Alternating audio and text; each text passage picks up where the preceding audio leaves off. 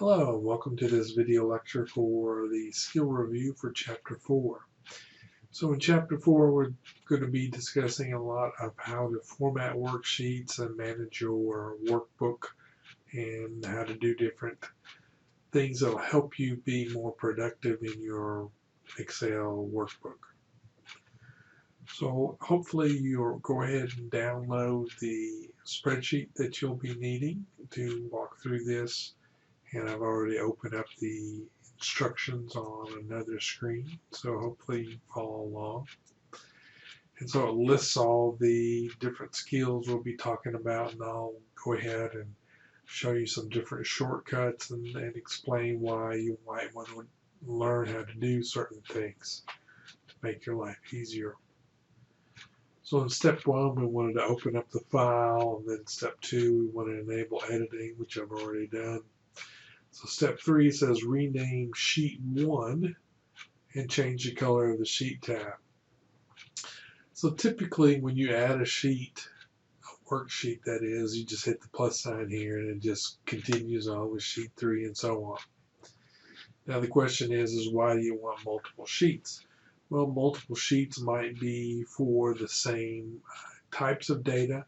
Maybe you've got monthly data and you have a different sheet for each month, and you can then summarize all those sheets into one sheet using formulas, and that's beyond what we're doing here for this chapter. So the first thing we want to do is we'll need to rename the sheet, something that's more intuitive. We'll do a right click on that sheet name and you'll see we'll get to rename. And they want us to name this TTH300. Now, make sure you do the capitalization properly. Otherwise, if you use a lowercase for one of those T's there, it's going to count it wrong. So we did that. And then to change the color, we can do right click, and then you'll see it says tab color. And what they want you to use is the green accent 6. So we'll hover over that accent 6. And they actually tell you it's the last color in the first row of the theme colors. So we'll do that, and you can see what it's changed it to there. Then on the next step, it wants us to make a copy of the TTH300 sheet. So in order to do that, we're going to do a right click on that sheet again. And you can see you'll select move or copy. And we're going to do the move the selected sheet. We're going to move it to this area. Then it's going to ask us where we want it. So this is the before sheet dialog. They say click on sheet 2, so that's where it's going to make a copy from, or 2 rather. And then we'll click OK.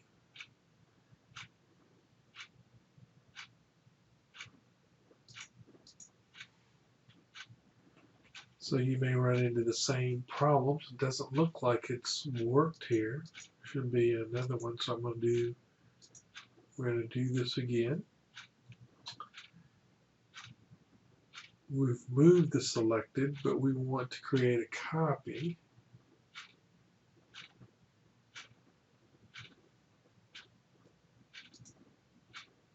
So we need to make sure we check that. So just some of the problems you might run into. And so now it shows you here's a copy of that second worksheet. Step 5 has us renaming that worksheet. So we'll do a right click on it again, go to rename.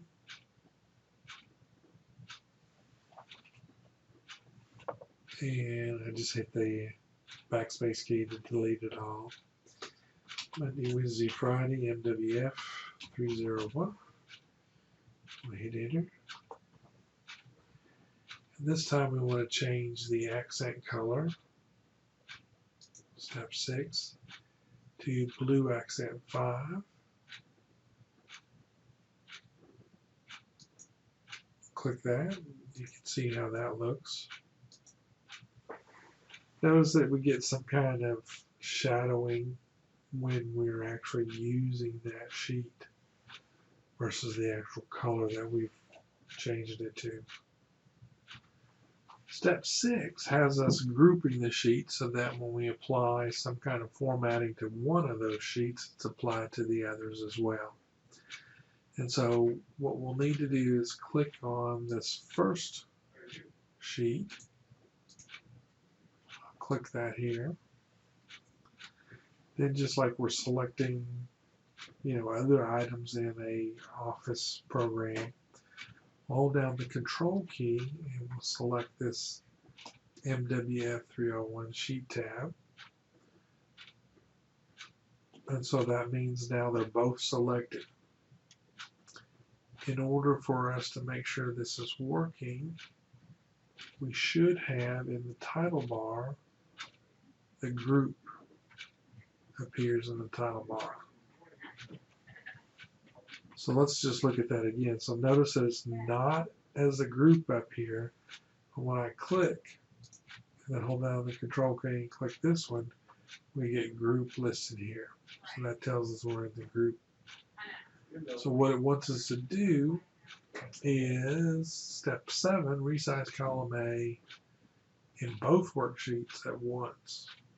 And so in order to do that, they just want you to move up here where you get the handles, and then you double click, and that widens the column to the largest piece of data that's in that column so that you can see everything. Step 8 has us adding a header and a footer to both worksheets at once. What's nice about this is that when you get ready to print, the header and footer will be there, and you can do some automated things to let the user who's reading the printed document know how many pages there are, what page they're currently reading, and things like that. So let's go ahead and do that step. So the first thing we want to do is switch to page layout view. So the question is okay, where might that be? So it's giving you a hint, and so we look on the status bar and we'll notice if we hover over this, we got a normal view, page layout view, and the page break preview. So we're going to click on the page layout button. As we do that, see here now we have the different views we've got.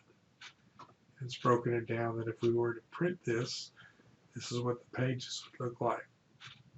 Step B says click on the center section of the header. So we'll do that. On the header and footer tools design tab, that's where we're at, right here. In the header and footer elements group, click on the file name. So notice it's sticking in a variable that's going to hold the file name of whatever we've named this file here.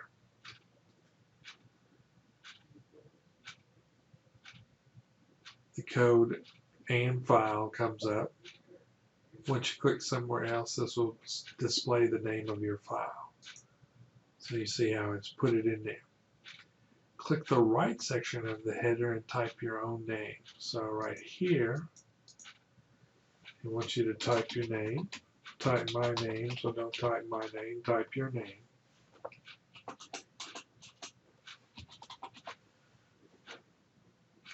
Okay. On the header and footer tools design tab in the navigation group, click go to footer. So here's the navigation group. It's going to go to the footer, which is below. So here's what will be printed at the bottom of every page. Click on the center section of the footer. On the header and footer tools design tab in the header and footer elements group, click sheet name. So this is going to put in the variable for holding your sheet name, which is going to be this MMWF301 for this particular worksheet.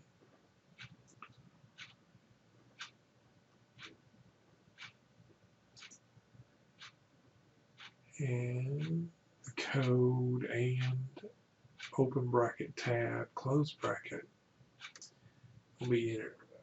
Once you move off of that, you can see how it's put it in there. So this is the current, I guess because we've got this grouped, it's using the first one here.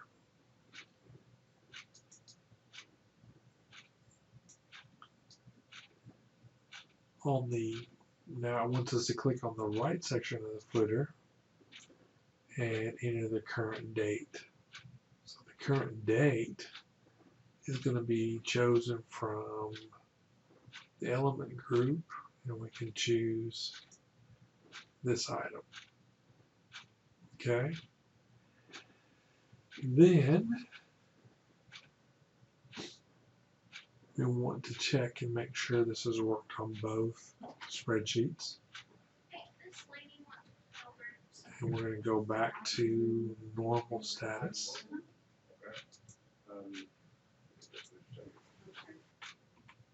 Notice how it's not letting me get out of that until I click in a cell. Now I can go back to normal view. Notice also there's little dots or hyphens that you see right here. That's going to be indicating where the print area was. All right, step 9 says ungroup the sheets by clicking sheet 2. So we're going to click here, and now they're ungrouped. Verify that the same formatting was applied to both sheets and that they are now ungrouped. So what we'll do is we'll click here and we'll click page layout. We can see that it's got footer and we can see the header. If we click on this page, go to page layout, or I should say worksheet. You can see the footer here on that first page and the header on the second page. So that's working. Now, I would say, that's one way to do it, and that will get you, when you get the page layout here, and when you click in this area and you click in this design, then any of these variable things can be used to put in your header and footer, and you don't have to remember the code that needs to go in there. Now, you can also do the same thing if you're in page layout. Now, let me get out of this one first. So I'm going to click in a cell, go back to regular layout. If you click on this page layout tab, you can then click headers and footer here, and you can type that information in. So it just depends on which way you've gotten used to doing things. This seems a little easier for some, but it may be better that you like the other way, and that may be easier for you. Notice that as I hover these things, these are the same sort of elements that we inserted before. So we've got the picture, we've got the sheet name, and so on. All you have to do if you want to do the same sort of inserts is just remember that you want to do a custom header or a custom footer.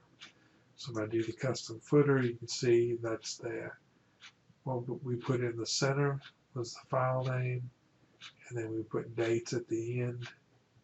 So we can do that as well. So there's more than one way to do the same sort of task.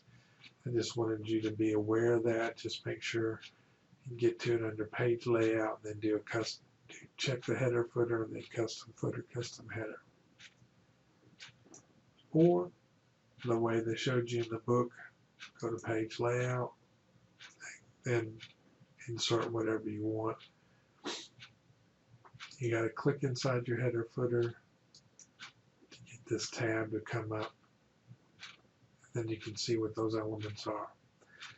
The other thing is to remember that was nice about all of this is that we grouped these different sheets together and we applied the same formatting to all. So I've seen in the past where I might have had 7 or 8 worksheets and they wanted you to make sure that it had the same header and footer on every worksheet. Well, you could go through there and do that one at a time, or you could group them all and then do the same formatting.